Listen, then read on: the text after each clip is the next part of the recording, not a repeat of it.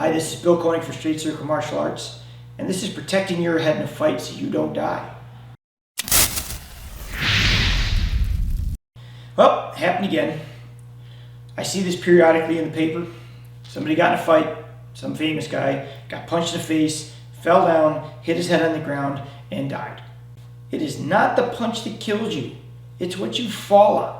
I can't tell you how many times I've seen people get hit in the news. They fall down, they hit their head on a pool table corner, they hit their head on a sink, they hit their head on a floor, and then they die. It is so critically important that when you're in a fight, that you learn to protect your head. So, a lot of times, one of the main problems, obviously, people are inebriated. That doesn't help.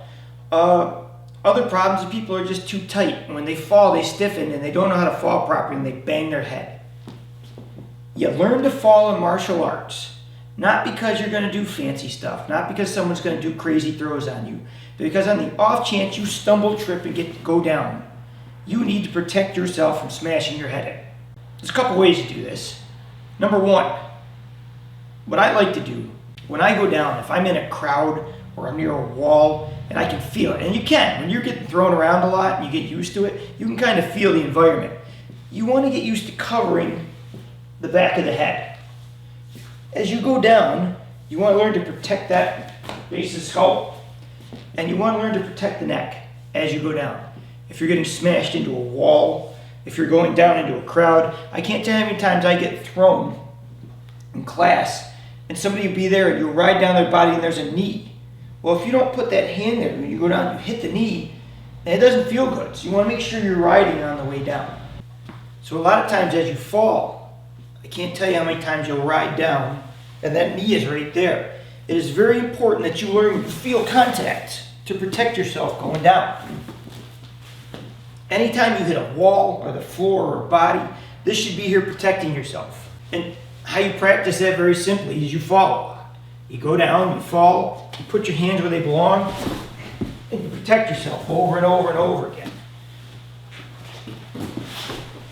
Right? And protect that head.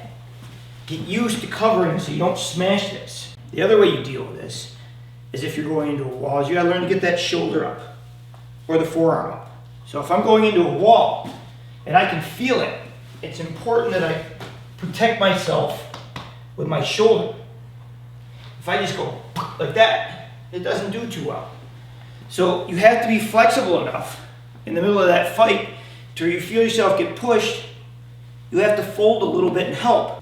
So if he's pushing me towards a wall, and I gotta feel how I can protect myself going that way.